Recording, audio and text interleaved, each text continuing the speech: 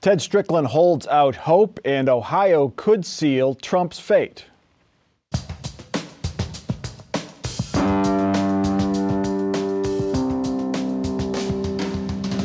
From the Battelle studio at WOSU at COSI, this is Columbus on the Record.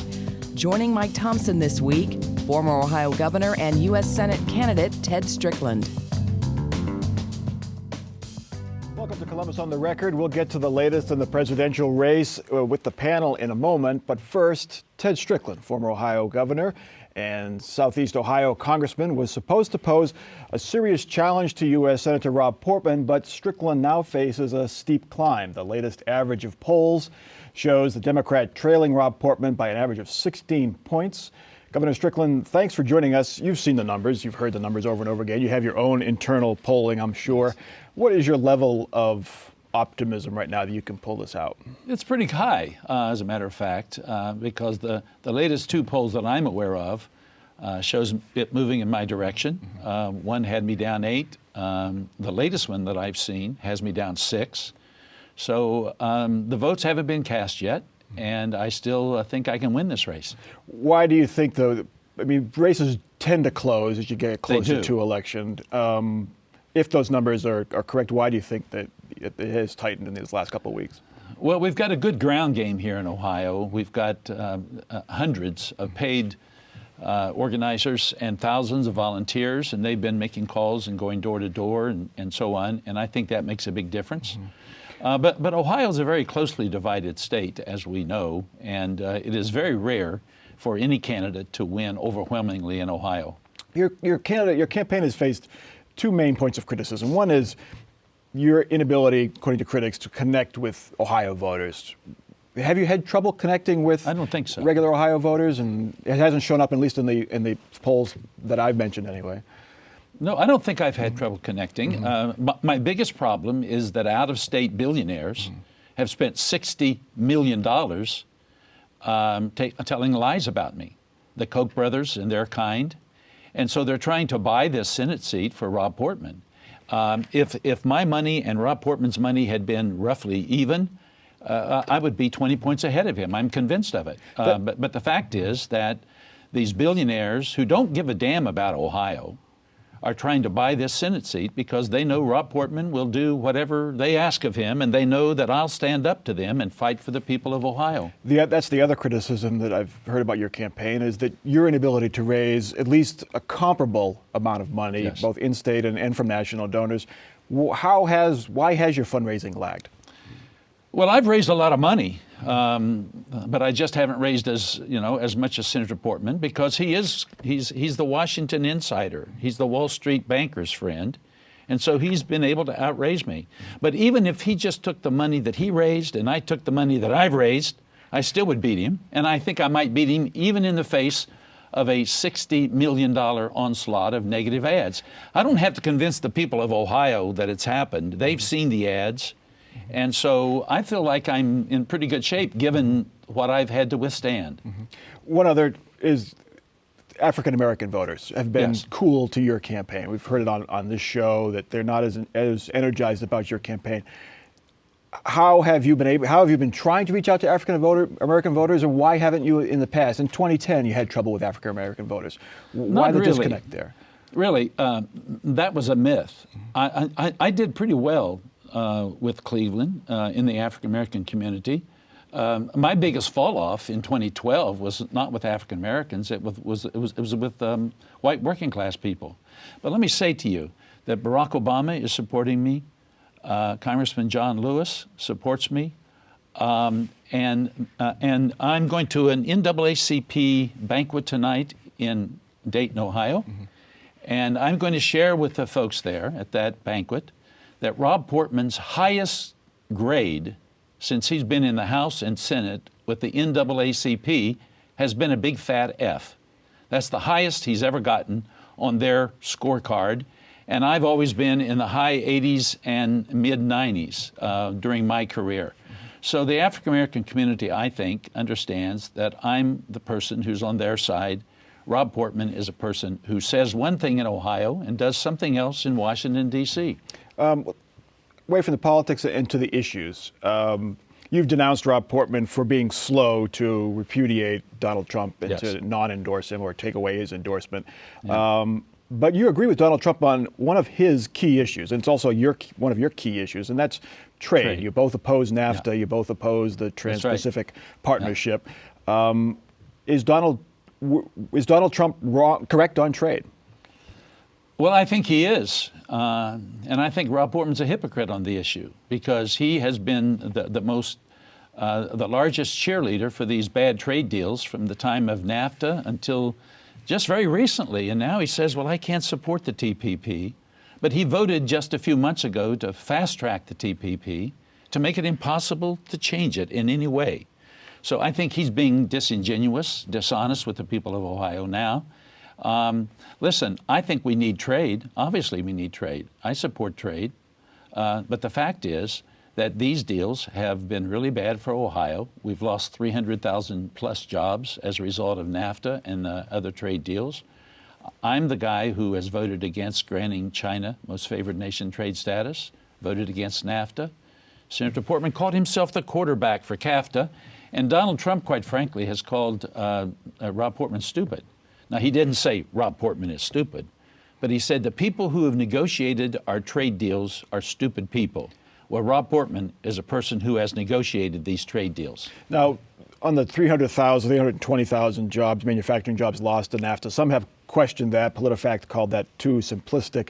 Is it fair to blame all of the loss of manufacturing jobs in Ohio on trade deals when you have, automation, robotics, and just overall general economic conditions? You're putting too much blame on trade? Well, trade's a big part of it. Trade deals, yeah. But Rob Portman actually opposed the auto rescue, which is a huge deal for Ohio. On the very day that the auto rescue was announced, he put out a press release saying this is a lousy deal for Ohio. Can you imagine a senator from Ohio opposing the auto rescue? So it's not just trade, but it's the auto rescue. It was the policies of the Bush administration while Rob Portman was the Bush budget director that really preceded the collapse of our economy. So, the big money guys have spent a lot of money blaming me for using the rainy day fund and for job loss. They failed to say that America lost about 8 million jobs and that those jobs were not lost as a result of anything that I've done, Mike, but those jobs were lost because of the policies of Wall Street and the policies of the Bush administration while Rob Portman was the George Bush budget director. Getting to that, you've taken a lot of heat for your time as governor and during the recession and the job losses and the loss of state revenue. But you were the sitting governor. Shouldn't the sitting governor shoulder some of the blame for those job losses and state budget issues? Not the job losses. In fact, I managed this state very responsibly during the most difficult time. And I've been accused of using the rainy day fund. It would have been irresponsible of me not to use the rainy day fund. Mike, the rainy day fund is to be used when it's raining. And it wasn't just raining, it was pouring. And it was a national recession, the greatest since the Great Depression. And thankfully, Barack Obama, Sherrod Brown, and other Democrats in the Senate saved the auto industry and gave us a stimulus bill. And so while I was governor, I froze tuition for the first 2 years of my budget. And during my term in the governor's office, the tuition increase in Ohio was less than any other state in America. We passed a big energy bill with only one dissenting vote. We reformed education, and education in Ohio while I was governor went from, we were 27th when I became governor, we went up to 5th in the nation. And when I left the office, I gave John Kasich a recovering economy. We had the 5th fastest growing economy in America when I left office. If Rob Portman was governor in 2008 and Ohio lost 350,000 jobs, wouldn't your campaign be pointing that out about his record as governor? I don't think so, because I tried to run an honest campaign, and Rob Portman has run a very dishonest campaign, and he's used billionaire money to do it. $60 million. I want to tell you, Mike, if we had comparable resources, there's no way in the world this guy would be ahead. And I still think I'm going to beat him, in spite of the fact that we've only got 11 days left. Turning to guns, you were an absolutist when it came to gun rights up until Yes. recently. A+ rating from the NRA. Then you softened your stance a bit. You called for tighter background checks. You supported moves to keep suspected terrorists from getting Yes. guns. That angered gun owners, but still gun control advocates remain skeptical of your position on guns. Any Well, I don't regrets know- on how you've handled I that don't at know all? that gun control advocates remain skeptical. I don't know where you're getting that. Mm-hmm. I've gotten great support from the people who want reasonable controls that are consistent with the Second Amendment. I believe in the Second Amendment. I've always supported the Second Amendment. When I was governor, I was the first governor to start a youth turkey hunt. I would take young people out. We'd spend the night out in the forest. We'd get up before daylight. We'd go turkey hunting. So I'm not anti-gun, but I'm anti-terrorist getting guns. Mm-hmm. And Rob Portman voted against a bipartisan bill put forth by a Republican senator directed toward keeping suspected terrorists, people who can't fly on an airplane, from getting a gun. And he voted against Senator Collins' bill because he is truly in the pocket of the NRA. Has your shift on gun safety, gun control hurt your campaign or helped your campaign more, do you think? You know, I really don't know, and I don't care. I'm trying to do what I think is the right thing for Ohio and for the country. And I've got a head and a heart, ears and eyes, and I see what's happening in this country. 33,000 Americans lose their lives every year to gun violence, about 2/3 of that to suicide. And we can't solve the entire problem. Looking at the state of the Democratic Party in Ohio, you're 75 years old. This will Yes. likely be your last race. If you win, it'll likely It be might be. If you win, it'll be likely be the last office that you hold. Yeah. There are a lot of other offices out there: governor, Yes. attorney general, Supreme Court. Absolutely. But there's no real big-name Democrats in Ohio coming up. I take exception to that. You think there are? Oh, there are. Who- There's John Cranley, who's the mayor of Cincinnati, young, very popular. Nan Whaley, who's the mayor of Dayton, doing a terrific job there. Connie Pillage, who is a veteran and ran against Josh Mandel, came relatively close the last time. There's Tim Ryan over in Youngstown, Ohio, a dynamic, great leader. So you don't agree with the criticism that No. the bench is shallow on the Democratic Oh, I think Party? our bench is much deeper than theirs. They've got Mike DeWine and John Husted and Mary Taylor. And I think there are serious problems with all three of them. I don't think Mary Taylor really does her job. I think Mike DeWine spends his time and our tax dollars getting into issues that have nothing to do with the well-being of Ohio. And John Husted, I know John. I don't think he's a bad human being, but I don't think his record of dealing with the Secretary of State's office is an admirable record. So I think the Democrats have a much deeper, more talented bench than the Republicans. All right. Thanks very much, Governor Ted Strickland. Thank you, Mike. Good luck the rest Appreciate of the way. you having me. My thanks to Governor Strickland. We have extended an offer to Senator Rob Portman to join us, but so far he has declined. Up next on Columbus on the Record, we'll hear from our panel.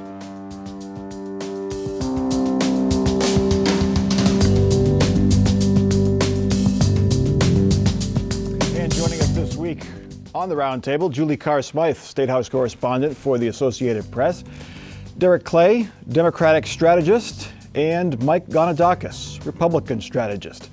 We just heard the interview with former Governor Ted Strickland, now running a long shot campaign to upset Senator Rob Portman in the race for the U.S. Senate, trailing badly in the polls. But Julie Carr-Smythe, the governor remains optimistic. No surprise there that he's holding out hope right till the end. You know, his message isn't that bad. I mean, it's a message that should resound with a lot of Ohioans, but he's still struggling in the polls. Why is that? There are a number of reasons. Some he mentioned. One is there has been a lot of spending against him.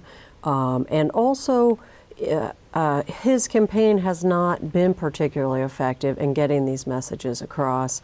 It's been a little bit of a scattershot approach in terms of the messages and what it's trying to convey. And I think also, as was noticed in here, he has sort of a mishmash of opinions that aren't going neatly into the year. So, for example, he's supportive of positions on trade that match Donald Trump, and he's trying to criticize Portman on that at the same time that he's trying to campaign with Hillary Clinton and ride on her coattails along with other Democrats. And it's just been a very and similarly with guns, where he and Rob Portman used to both be A+ on guns, and then he has moderated that stance, as you noted in your interview. And all of that, I think, confuses voters a lot. It makes it difficult for them to say, is this the guy that we knew, or is this somebody different? And it's been difficult, I think, for him to get his message any traction. Derek, are Democrats any more optimistic? I mean, he still faces very long odds, Strickland does. Are Democrats any more optimistic after the events of the past couple of weeks with Donald Trump? And there was one poll that did show it tightening to within 10 points. He mentioned another one, likely an internal poll. Sure. So, the governor did mention in your interview that the Democrats have a pretty good ground game. And as we all know, elections tighten up the closer you get to election day. I really think that the governor has to get within the statistical margin of error to have a real shot at winning. I don't think that he's out of this race at all. There has been a number of special interest groups that have come in and spent money on his campaign. I think he had mentioned close upwards to $60 million. But at the end of the day, the governor is going to have the tightest ground game. Democrats always have the best ground game. And if he can get it within that margin of error, I think that he has a real shot. Mike, any fear that the Trump, if he continues to lag in polls, not necessarily in Ohio, we'll get to that in a moment, but in other states, it looks like he's not going to win. Trump voters stay home. That might open the door somewhat for Ted Strickland. No, I don't think there's any negative effect that way. Mike, when you say that the polls are tightening and he's down to 10 points, I mean, that speaks volumes in and of itself. I've always said that elections are won and lost on election day. And when Ted Strickland obviously had a primary with P.G. Sittenfeld, but obviously the entire Democrat Party and the party bosses were behind Ted Strickland. And he had 4 years as governor. And whether it's all his fault or some of his fault, it's still his record. And what Rob Portman did is he defined Ted Strickland based on his record, and the voters are choosing Rob Portman over Ted Strickland. So, this race is over. Last time I was on your show with Dale Butlin, P.G. Sittenfeld's former campaign advisor, I mean, he was lamenting, if you just would have chose my guy, we had a better shot. And they would have had a better shot. Portman still would have won, though. Well, and Strickland, the Democratic Party chairman, David Pepper, has said on the record, I don't think there's any chance that Sittenfeld would have necessarily been a better candidate in a general against a guy with the money and backing Rob Portman has. I don't think that they're buying that argument. And obviously the threat that Strickland posed to Rob Portman was the reason all the money came in here in the first place. I think it is going to be much tighter than we think. He closed a really large gap when he was running against John Kasich in the end, at the end of the day. But he still, I think, lost by, 10,000 votes or something like that. All right, this week Hillary Clinton celebrated her 69th birthday while stomping in Florida. Meanwhile, Donald Trump took a break from the campaign trail to formally open his new upscale hotel in Washington, D.C. Trump and his family cut the ribbon on the new Trump International Hotel on Pennsylvania Avenue, of all places, just blocks from the White House. My theme today is 5 words: under budget and ahead of schedule. Today is a metaphor for what we can accomplish for this country. He relied on undocumented workers to make his project cheaper. And most of the products in the rooms were made overseas. While Clinton is pulling ahead in other swing states, the race here in Ohio remains close. The two candidates are basically tied. And Derek Clay comes word on Friday that the FBI is taking another look at the email investigation, reopening the email investigation, if that's the phrase that some are using, because of new evidence that's come to light. It can't be good news for Hillary Clinton with 11 days to go or 10 days to go. Sure, and we don't know what's a part of this new relook into the email investigation. But what I do know is that, Hillary Clinton has consistently been ahead in the polls, both in the state and out of the state. So I think that when we get to election day, again, the Democrats have the better ground game, and I think that she's going to be victorious. And I think that the only presidential suite that Donald Trump is going to be in is in his own hotel.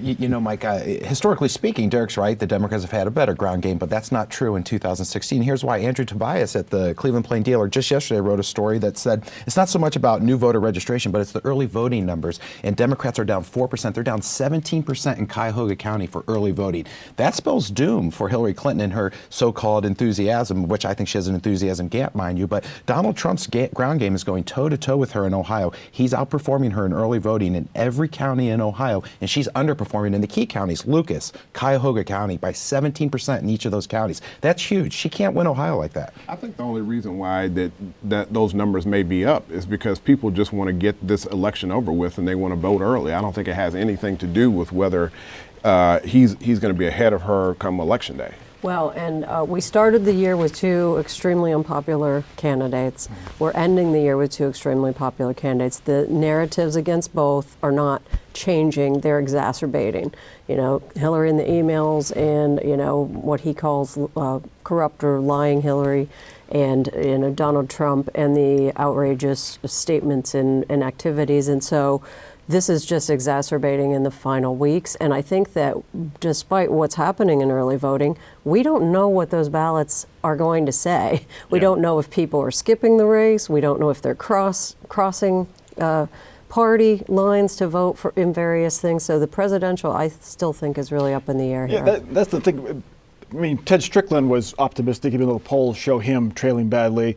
And Donald Trump has said that the polls can't be trusted. But it all comes down to who comes out to vote. Do we really know, of all years, do we really know who the likely voters are? We're all guessing, we're speculating, but here's what I do know. Donald Trump just this week had an event in Springfield, Toledo, and Geneva. The last presidential candidate to go to Ashtabula County was JFK. He had 15,000 people in Geneva, Ohio yesterday. He had 10,000 in Lucas County, a couple thousand in Springfield. That just doesn't happen out of the blue. I mean, traditional Republicans would kill to have those type of people. So what does that mean? There's enthusiasm. Whether we want to agree or disagree on the head count, Hillary has less people showing up to her event. So the enthusiasm for Donald Trump is there in Ohio. Just a few weeks ago, Hillary Clinton had one of the largest political rallies in the country with over 18,000 people up at Ohio State. So I think that, you know, if you don't go to some of these other areas and your candidate has not been there in a while, sure, 15,000 people are going to show up just because nobody's ever been there.